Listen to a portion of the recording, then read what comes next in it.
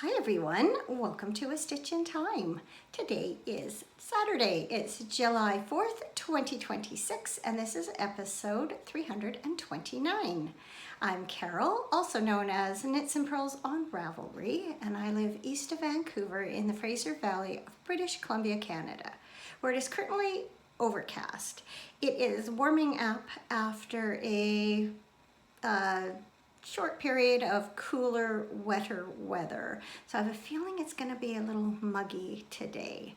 But that is nothing in comparison to what some of you are currently experiencing or have recently experienced with the various heat waves and heat domes in the eastern part of North America and across Europe. So I hope you are cool and comfortable and well hydrated wherever you are. A very happy 4th of July to all of my American friends, and a belated Happy Canada Day to my fellow Canadians. I hope you did enjoy / are enjoying the celebrations for your country's birthdays. Set up a little bit differently here. It's too bright to be right in front of the window, but it's too dark to be back here where my yarn cabinets are, and so I'm kind of plunked right in the middle of the room. And I'm sitting off to the side to avoid you looking at this ironing board all episode. I would open my door and hide it, except that my husband Cameron is currently at the dentist and I fully expect him to arrive home before I'm finished recording. So I just thought I would let you look at all the pretty yarn instead of the ugly ironing board. Let's see, anything else? Oh, I do have a fan going overhead and I do have the window open to allow for some air movements. I'm hoping that the background noise won't be too noticeable or too distracting. My neighbors were chatting a little bit earlier, but things are quiet at the moment, so hopefully that will last. All right, I think that's it for all the preamble. Let's talk about some finished projects. I have 4 to share with you this week, which I guess isn't completely surprising considering it's been almost a month since I last recorded. First up, my Sailoress top by Joji Locatelli. Except I'm gonna pause for a sec. I can feel perspiration running down my face right there. It is kind of distracting. Sailoress top. It is knit from this Super 10 from LD Mouzakis. It's a DK weight 100% mercerized cotton, and the colorway is 3455 Rose Lilac. And I think it's a fairly accurate depiction of this color. Where I'm sitting, the stitch definition is not nearly as crisp as I would like it to be, but I did take some footage of me modeling it, so I think that the light might be a little bit better in there. So as you can see, it's a sleeveless top with a series of cables running down both the front and the back. And there are 4 main cables that run the entire length of the sweater. This one here in front, and then 1 on each side, and then 1 in the back. And while they look like cables, spoiler alert, they're not actually cables. The effect is achieved by a series of increases and decreases. So on either side of this center purl stitch, you do a make one right and a make one left every row, and then in the rest of the cable, for lack of a better word, you do a series of decreases on either side, and that creates this illusion of cabling. Now, I have to say, as much as I really love the effect of this pattern stitch, I found it really difficult on my body. I know I mentioned that last episode. part of it's my fault. I really wanted to see how things looked, so I worked on it for long periods of time till I got to where the front and back join. You start at the shoulders in the back, work your way down the back to the end of the arm's eye, and you pick up along these sides and work down. What happened was especially these increases on either side of the purl stitch. You have to knit through the back loop in order to create them. And because the yarn is 100% cotton, and because I was working on wooden needles, there just wasn't much give. And especially on the second increase stitch, because you're using the bar between the two stitches that already exist, there's not, by the time you get to the second increase, there's not a lot of yarn, a lot of extra yarn, and so you really have to work at bringing that stitch up onto your needle, turning it around, and then knitting it through the front loops. You're knitting a twisted stitch. So what I ended up with was some pain and I guess infringement, is that the right word? No, impingement, that's the word I'm looking for, in my right arm, and I was having trouble, like I could lift it up, but I would get to here, and I can feel it still, there's like a, and then I would have to work my way through. So after that became really uncomfortable, I was kinder to myself. I've been putting heat on it frequently, really trying to relax it, doing some stretches, and trying to limit the amount of knitting or other activity I was doing at one time. And I was trying to use my left arm also for things that I could. The problem with that is I can feel a little bit of that same pain starting in my left arm. Not right, yeah, it's just a little bit. Because I'm overusing this arm now compared to what I normally do. So it's been really difficult. I went all day yesterday without knitting at all, even though I had lots of time, because I'm really trying to give especially this arm a good rest. And the reason it was a little more sore than it had been is because I knit on this a lot to try and finish it up. The other day I was getting so close to being done that I just couldn't wait, and I definitely paid for it. So if you've ever experienced something like that before, or if you are knitting and you're feeling some discomfort, take my advice, the advice I didn't take for myself, and listen to your body and stop and take a break, because it's been a real nuisance over the last few weeks, and it's definitely impacted, you know, my enjoyment of life, because I haven't been able to do as much knitting as I would have normally done or normally would like to do. Anyway, pity party over. Yeah, this top, I'm overall quite happy with it. I was concerned with the size that I chose. My bust is currently about 38 inches, and so it recommends 0 to 2 inches of positive ease. And so what I ended up knitting was the 40.5-inch top, because the next smallest size was 36.5, and I didn't want it to have negative ease. The downside of choosing that size is that, as you can see, the top does not sit right on my shoulder like this, which is the way you can see. It's a terrible photocopy, but you can see in the photo that Hohi's sits more on her shoulder, and this is the 36.5-inch size. So my thoughts are, if I knit that, this part would have been just that little bit narrower, so it would have sat more like this. Not the end of the world. The other thing is I am kind of second guessing the length that I ended at. I was trying it on as I went, and I cast it off and tried it on and I'm like, not sure. And so I blocked it.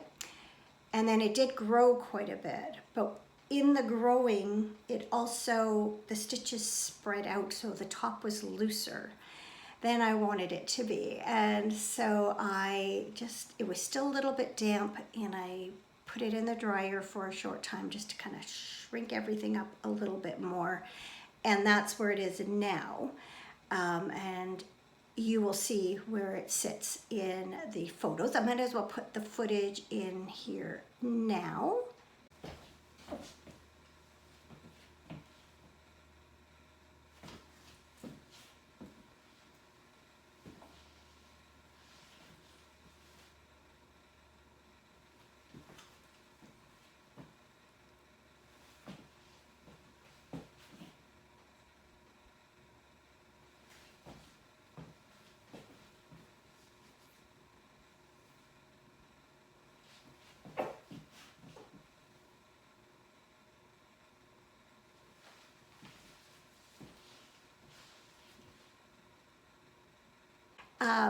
I feel like if I really wanted it to be a little bit longer, I could just dampen it a bit, give it a little bit of a stretch, and I think it would be okay. So I'm certainly not going to take it all apart and add length. I think I can live with the length it is now.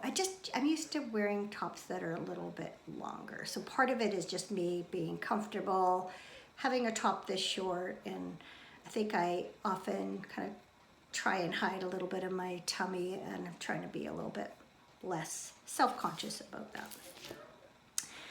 Oh, vanity, vanity. Anyway, I think it's a lovely summer top, and I would recommend the pattern. It was well written, very clear. The only thing is just to warn you that if you do use a more rigid, unforgiving yarn, you might find working those increases in particular a little bit fatiguing, as I did. All right, let's move on to my Traveler Cowl by Andrea Mowry. I am super happy with how this turned out. So I knit this with some hand spun yarn that I did spin with this project in mind. So the hand spun, or the fiber I should say, was a Blue Faced Leicester and Tussah Silk blend. I was going to say combination, which I guess is also correct, but the word I was looking for was a blend. And I used two different colorways from, did I say it was from Bramble Ridge? It's from Bramble Ridge. One colorway was called Canopy or Forest Canopy, and the other was Forest Floor. And they went together really well. So what I ended up doing is taking, I think it was the Forest Floor, and I might have divided it in two lengthwise and spun them end to end, and then I divided the Canopy colorway into more sections and created like a fractal spin. And so you can see some of those colors repeating across the project. So what you do is you knit kind of a diagonal piece, and then you sew it together at the back. Using mattress stitch, not 100% happy with my seaming. I mean, I did mattress stitch, and I thought I did a good job. I think it's just the way the edges look.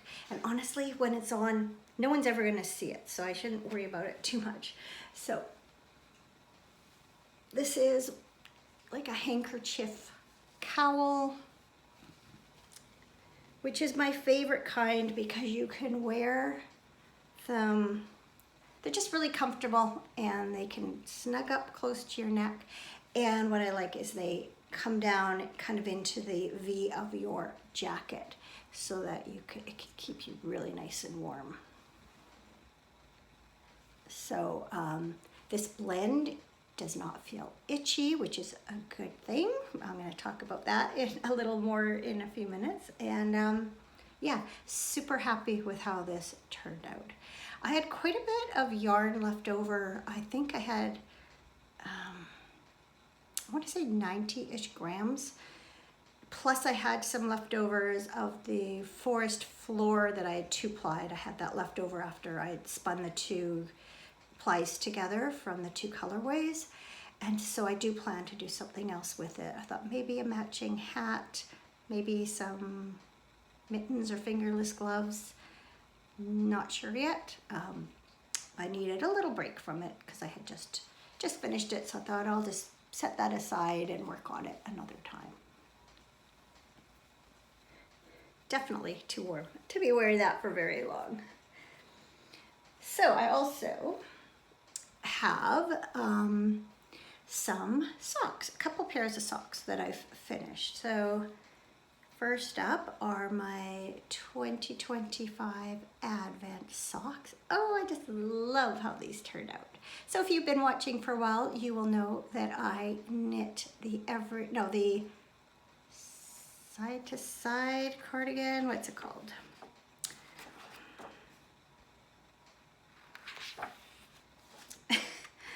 Just looking back in my notes.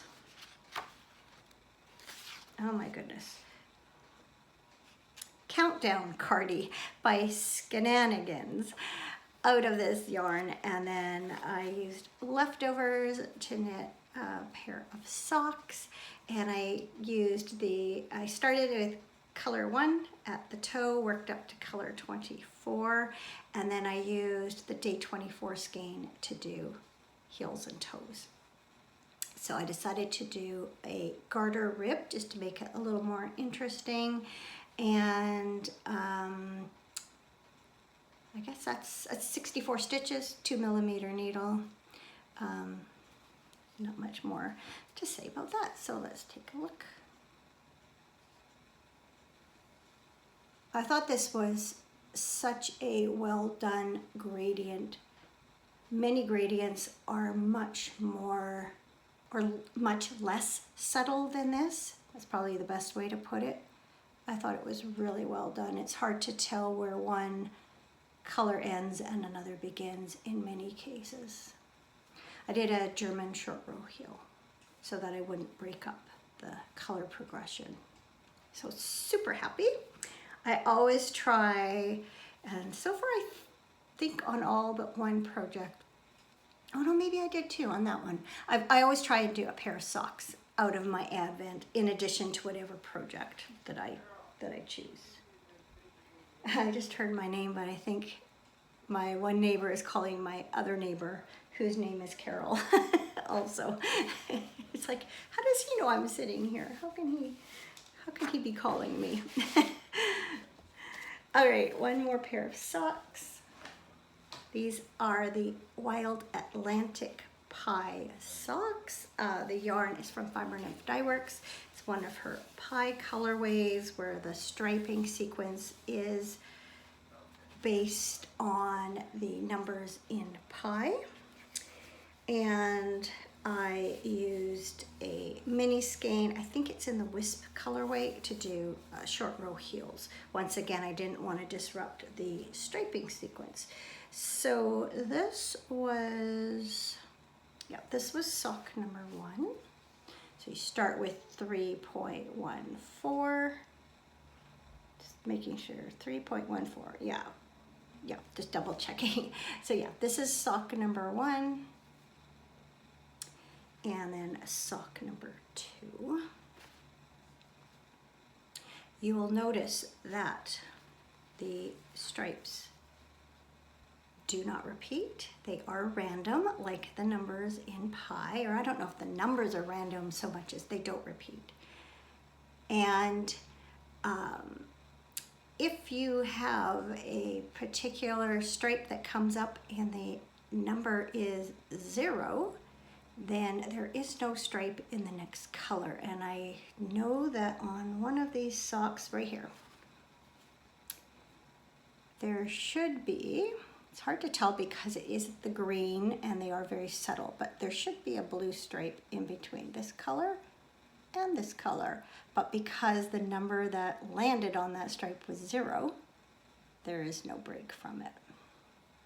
Not sure if that happens anywhere else in this particular pair. So one thing I thought was kind of cool is it wasn't intentional, it just worked out that way, that I began both stripes or both socks with the denim blue, or I don't have my tag. I know it's not denim blue, but it's kind of a denim-y blue.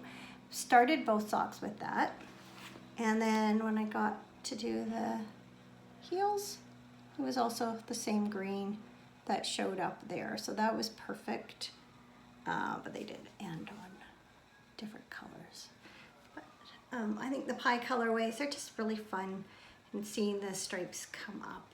You'll see there's a lot less of the bright blue in this sock, just with the way the numbers worked out and what number that, or what stripe sequence that blue was in. So anyway, yay, 2 more pairs of socks then done. And I have 2 more on my needles, and I just realized that one of them is not in easy reach, and I also realized I forgot to grab another project I wanted to talk about. So I'm just gonna put you on pause, clear a couple of things away to make some room, and I'll be right back to talk about works in progress. I began this next pair of socks on Sunday, June 21st. It was Father's Day, and our 2 boys were inside with Cameron watching movies, and my daughter-in-law Stephanie and I were sitting outside knitting. And if I remember correctly, I finished up one of the 2 pairs of socks that I just showed you, which meant I had no plain socks on the needles. And then I remembered that it was also the summer solstice. So I thought, I have the perfect yarn to cast on today. Summer Solstice from Sea to Sky Designs. I had recently purchased this yarn from a new yarn shop that opened up in Fort Langley, which is maybe an hour or so's drive west of me, and was just like I say, the perfect yarn to cast on. So this is a 75-25 superwash merino nylon blend. Came with this skein and then a skein of navy, a little mini skein of navy called Midnight Blue. So I used that Midnight Blue to, Cameron's home. I can see his cars just coming in. Anyway, I've used that navy to put a little pop of color at the top of the sock. Now my go-to on plain vanilla sock is a 2x2 rib. But my original plan was to knit a 1x1 rib cuff and then a 3x1 ribbed main part of the sock, which I did begin, but I got a little bit into here, and because of the busyness of the yarn, you really couldn't see, and I was doing a garter rib, and you couldn't really see it well. It wasn't well defined, and I thought, well, I'm not going to waste my time. Ribbing is not my favorite thing anyway. I thought I'm not going to waste my time knitting a patterned sock when you don't see it anyway. So I just took out those few rows, started again with a plain knit. So I do have my first sock done as far as the heel. Done my first gusset decrease, and I don't know if you can tell, got a lot of light reflecting on my phone screen, so I'm not sure how well this is coming up, but it's an Eye of Partridge heel. I find Eye of Partridge heel, they just somehow seem to go a little faster because you're counting in groups of 4 instead of by 2, and I also think on plain yarn that they are a nice texture to have. So that's as far as I've got on that one, and I'll knit on those throughout the summer, however long it takes me to finish. And then I also have another pair of socks I've been working on, which are a patterned pair, and I'm really anxious to get these off the needles. They've been on way too long. These are the Tits Up socks by Nancy Wheeler of Knit Sip Happy, the Knit Sip Happy podcast. You can see here I've got a little jog from the pink stripes, so I'm going to turn them this way. Again, I did do an eye of partridge heel. It wasn't in the pattern, I just thought it looked nice. Otherwise, I've knit these according to the pattern. So this is the first of Nancy's breast cancer awareness socks. They were inspired by a colorway. The socks themselves were inspired by a colorway that was inspired by the marvelous Mrs. Maisel, and one of the expressions in that show is tits up, which means, you know, throw your shoulders back and go out and give it all you've got. And so they feature this little boob pattern running down the front. I've been wanting to knit them for a long time. Started them in a different yarn at one point, didn't like the results, and then finally cast them on again in this yarn from Lily and Pine. It is the Day Lily sock base in the Wild Rose colorway. Oh, and I think I mentioned before that that would have been episode before last, I think, that the wild roses are often blooming up at our family vacation property around the long weekend in May, our Victoria Day weekend. Well, they were not blooming yet, but we were up there a couple of weeks ago and they were blooming. So I had these socks with me. I meant to take a picture of the sock next to a rose bush, but then the rain came and that wasn't practical. But I do have some pretty pictures of wild roses, which I will insert here. But I think the yarn is just so pretty. So I've got that one done. And then, whoops, caught on the bag here, hang on. I have got as far as the gusset on the second one, so I'm just finishing up the gusset decreases, and then I'm hoping to kind of just zoom through the rest of this sock so that I will have a finished pair. Kind of, pardon me, kind of in a finishing mode before I cast on anything new.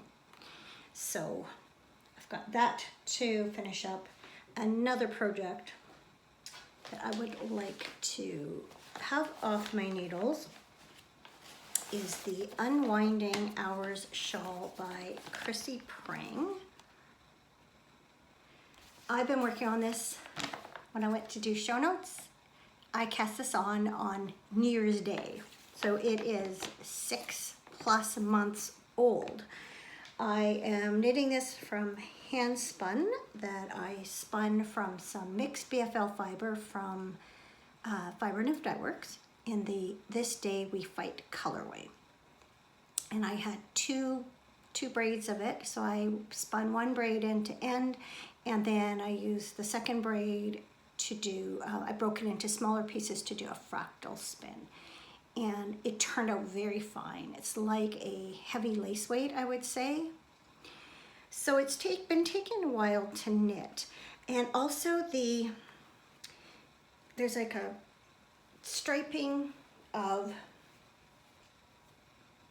it's a triangular, traditional top-down triangular shawl. Just want to make sure I don't lose my yarn onto the floor or something. It's a traditional triangular shawl, which means there are increases on either side of the center spine, every right side row, and then also at each end, every right side row. And the pattern is alternating stripes of stockinette and lace. And they're separated by a row of garter bumps. So you can see at the beginning, because you have less stitches you're working with, those color sections are much bigger. And then as I've been knitting away, the stripes have become narrower and narrower. What I have to do is give this a really good look. I still have, as you can see, tons of yarn left. I think if I knit all of this up, this shawl is going to be absolutely ginormous, almost ridiculously so.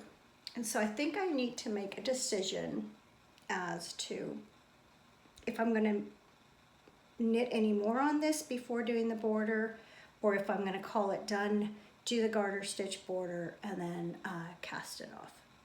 I love it. I enjoy working on it. Although I will say the pattern, the lace pattern, it's still not, once you start the row, it's memorizable, but I don't find that when I reach a row in the lace section that I know instinctively what to do. I have to keep this pattern in front of me and use it all the time. So that means I can't really take it places like I can some other projects or work on it in the car.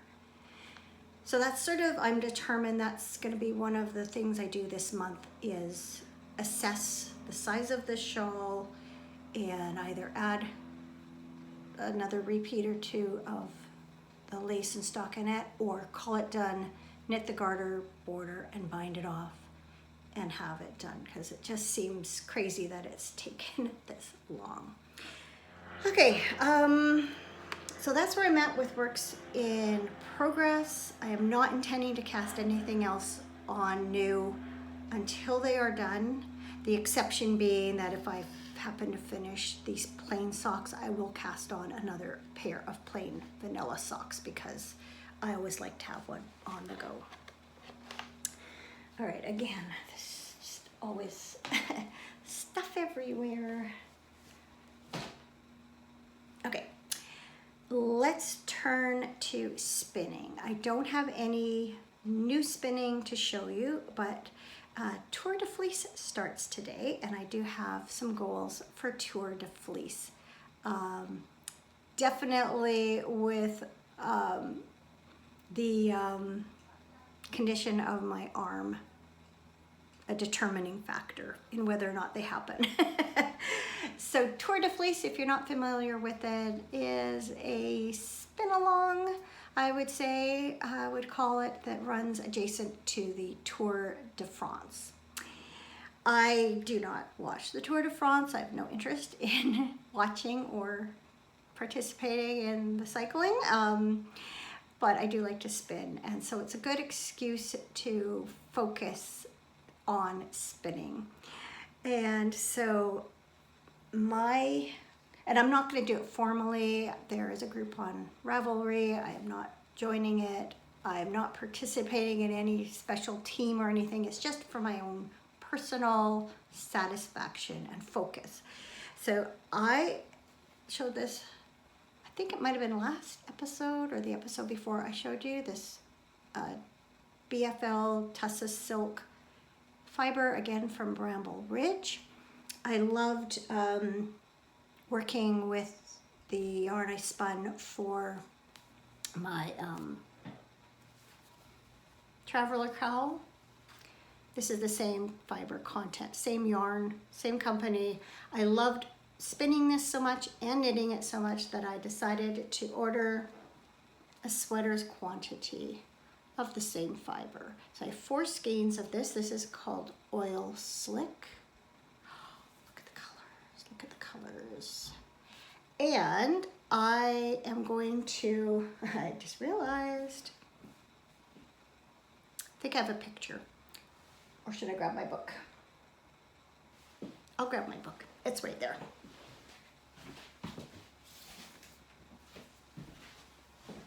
I also showed this to you recently, Yarnitecture by Jillian Moreno, and there is a sweater in here called the Tetris Pullover, and I am going to spin this yarn, or to knit the sweater. So there's back view of it. And there's the front.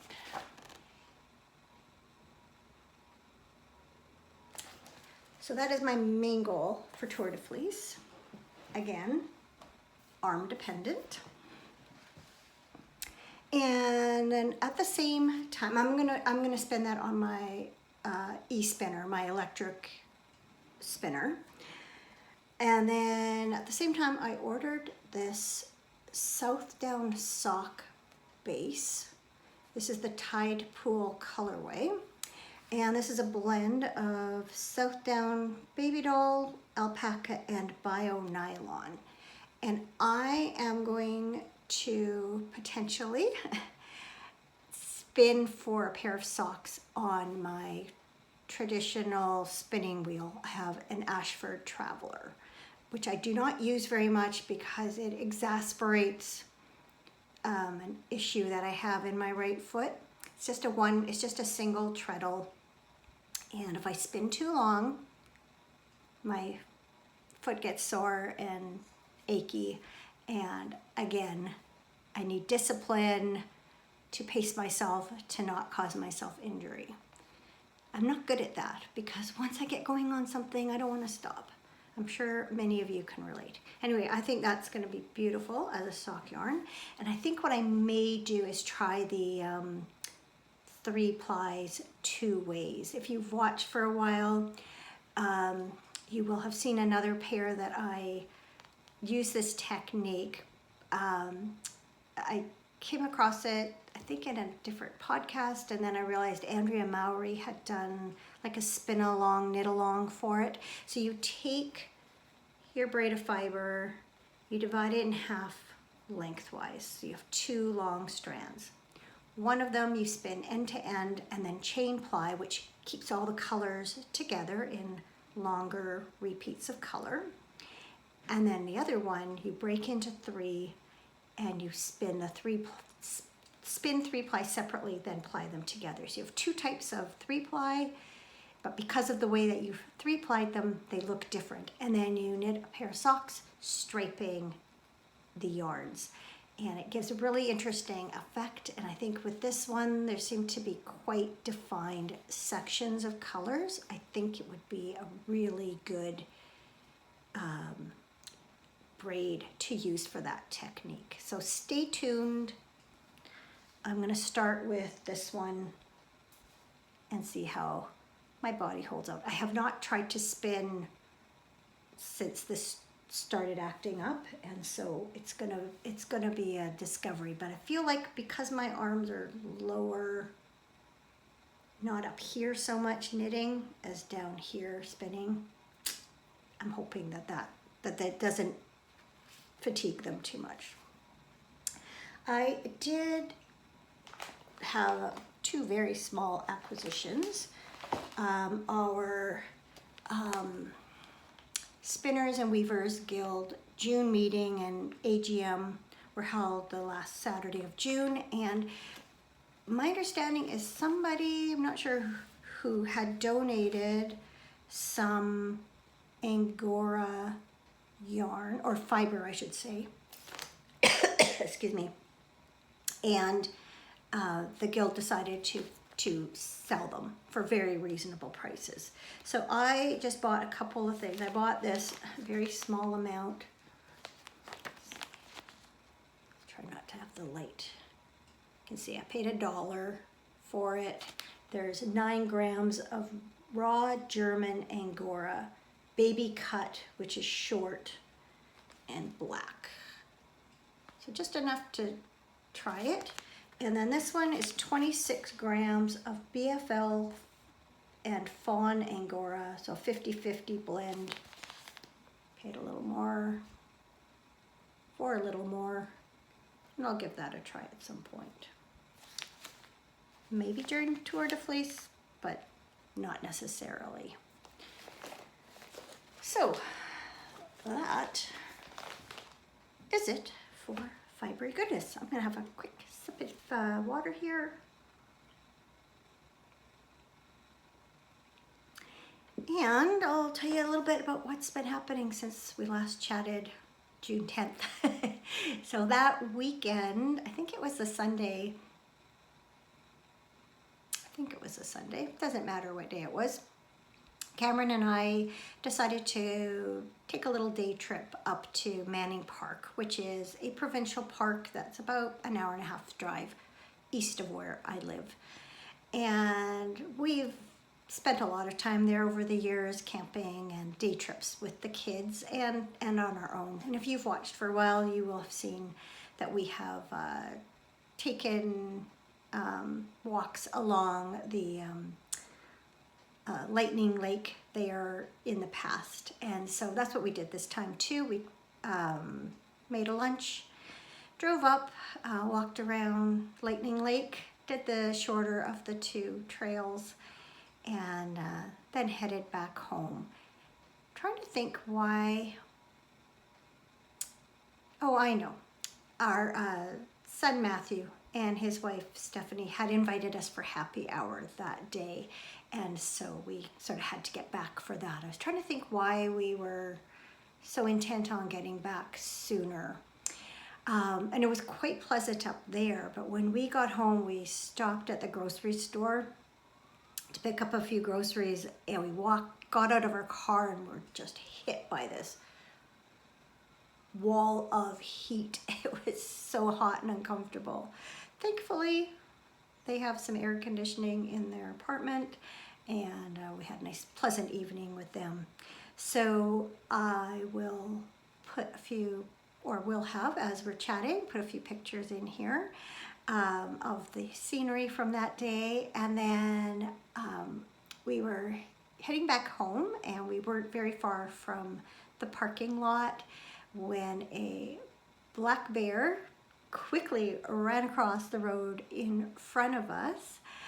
And then as we were traveling home closer to the park exit, we spotted a big cinnamon bear on the side of the road and pulled over, and we were able to get a couple of pictures of that.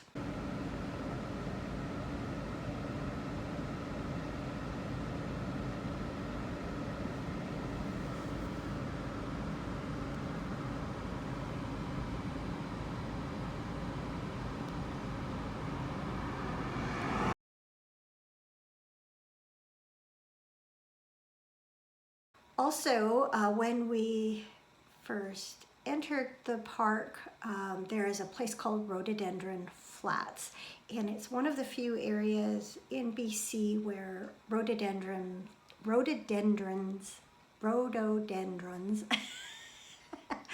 grow wild, and they're called red rhododendrons, but I can't say that word. The flowers are pink. Now, over the years, we often would drive up around our son's birthday, which is June 4th, and the rhododendrons would be in bloom. This would have been, I guess, the 11th or 12th, I think, 13th, something like that. And at first, when we started walking the trail, we saw one shrub that had clearly already bloomed and was on its last legs for the blooming part of it. That made it sound like it was dying. It was not. The flowers were pretty well done. But as we progressed along the walk, we found others that were in full bloom and very beautiful. So we timed it just right. We often, too, when we would do those drives with the kids, would often see bears at the same time of year because they come down from the mountains and are eating the new green grass along the sides of the road. So it was not unusual for us to see a bear at this time either. Without a doubt, one of the highlights of the last few weeks was a visit from my sister Jacqueline and her husband Ed from Toronto. So the plan was that all the sisters and husbands would gather with my mom up at the family cabin. And that's what we did. Unfortunately, one of my brothers-in-law was only able to stay overnight, but we had a good time all together while it lasted. We got a really good family picture to show for it. And we just enjoyed a few days together. So we each took turns prepping dinner, and we went on several long walks. We saw another bear. I think it was the first day. Somebody glanced out the window and saw a bear walking up the road. And yeah, just overall had a really nice time.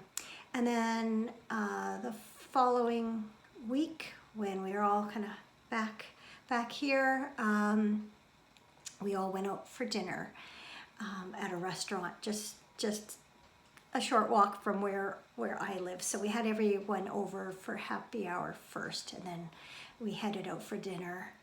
And then Jacqueline and Ed stayed over here that night, and for the next night also.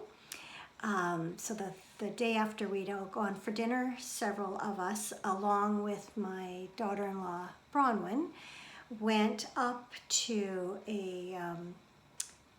took a drive to a historical site called Alexandra Bridge. It is a bridge on the old highway that used to run through the Fraser Canyon, but it's been closed since the new bridge was put in the early 60s. And but you can still go walk down to it, walk across it. So we did that.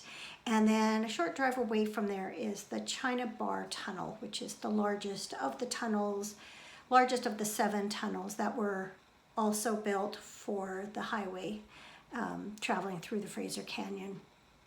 And a couple of years ago when Jacqueline was out, several of us stopped there on our way home from the cabins to walk part of the old road that runs alongside the cabins. So at that time I did take some video and pictures and shared that with you. This day I didn't take any pictures or video, but we did have a really nice time. And then Colin, Bronwyn's husband, our youngest son, he came out and joined us all for dinner before Colin and Bronwyn went off on their own. They had 2 different activities that they were taking part in, but it was nice to have for them to have a chance to visit with Jacqueline and Ed. And then we drove them to the airport the next day, and it was, we had a FIFA World Cup activity, or a game going on in Vancouver. We had, sorry, I'm just mesmerized. I'm looking out the window. It looks like big snowflakes, but it's just cottonwood fluff blowing in the wind, but they're enormous and they're catching the light. They almost look silvery as they're flying around. Anyway, that's the downside of recording in front of a window. Is it's hard not to look out when you spot things.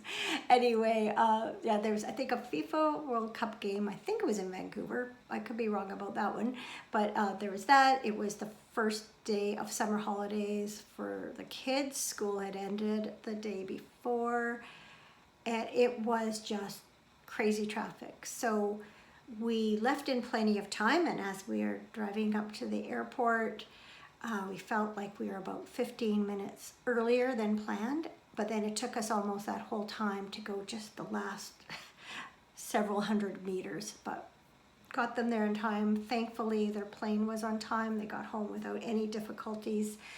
They'd been delayed a little bit coming out. And then it took us a long time to make our way back home, but great to see them. Wonderful, had a wonderful time. Let me see, what else have I got written down here? Then that weekend, I guess it was. Yeah, it was that weekend. The next day, all runs into each other. Yeah, I guess it was the day after they went home. I had our guild meeting, and then that afternoon, Cameron's friend from kindergarten and his wife came out, had dinner with us, and stayed overnight. And we had cooked brunch the next morning and visited till like 2 o'clock. We stayed up till 2 a.m. the night before, and then we chatted again till 2 o'clock in the afternoon when they left. It was great. We had not seen them since before COVID, although Cameron and Ian phone each other every year on their birthdays and talk for a long time. So we keep in touch, but we don't see each other very often. And so it was great, just great catching up. We ended up going for dinner, the same place we had gone a couple days before with my family, but we had set up dinner with Ian and Debbie there first. We didn't mind. It's one of our favorite restaurants, so we were happy to go again. But yeah, it was just fantastic visit, and we're determined to not wait that long to do it again. And then that afternoon, we went and watched our granddaughter's roller derby. It was her last one before the summer break, so we enjoyed that. She has really improved this year, and she even won an award for being the best jammer. If you know roller derby, you know what that means. And if you don't, it's in a round, it's the person that's trying to get ahead of the group and get laps in. So that scores points for the team. So she was very surprised and delighted to receive that. She had gotten that, I think, the week before they'd had us get together. And then we had Canada Day celebrations here on Wednesday. They have a barbecue in our complex. So Cam and I went and helped set the tables and tents and such up for that. Fortunately, it was raining while we were doing that, but thankfully the rain did let up and it was all gone by the time everyone gathered for the barbecue. So that's what we did here, and then we just stayed put for the rest of the day, although there were Canada Day celebrations for the community. We just stayed close to home. Thank you again for all the good wishes for my brother-in-law who's battling lung cancer. While we were up at the cabins, we drove into town on the Saturday to wish him a happy birthday, and we were pleasantly surprised to learn that he was home from the hospital. He had come home 2 days earlier. His infection had cleared up. If he received radiation treatments while he was in the hospital he was in is where the cancer clinic is located. So he was able to receive radiation treatments during that time.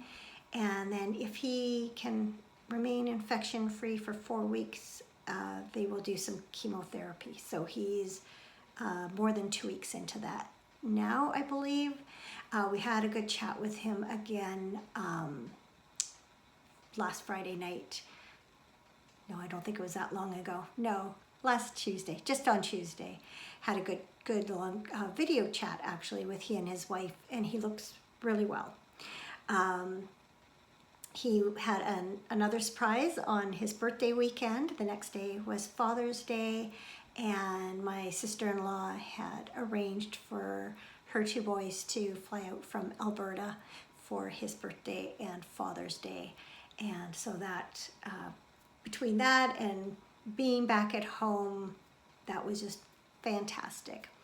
So he is doing as well as can be expected. His pain is being well controlled at the moment, and he's just continues to have a really positive attitude. He now has his sights set on reaching his next birthday a year from now.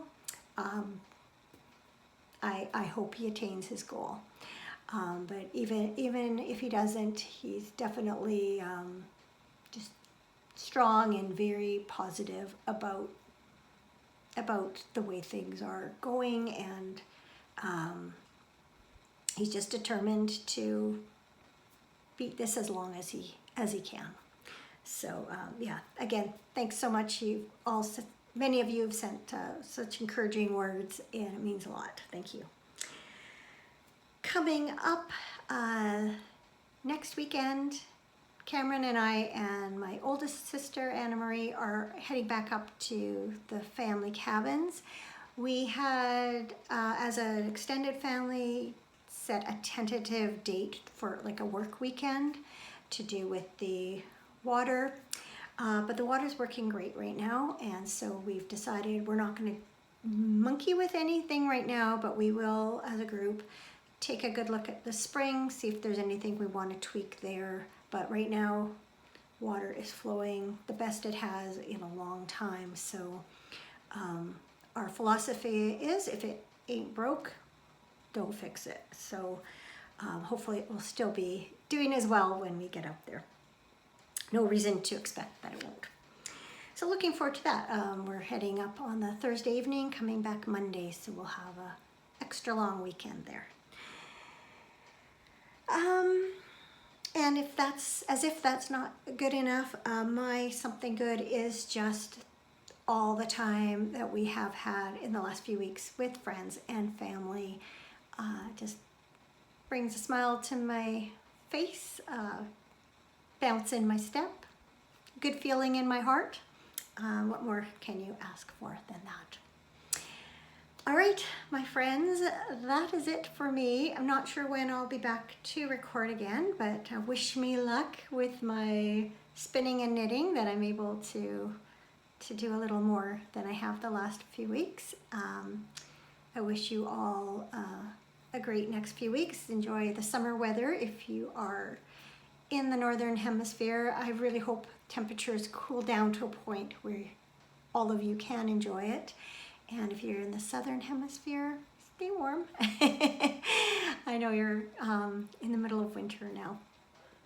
Anyway, thanks so much for watching. Take care, and I hope to see you again very soon. Bye for now.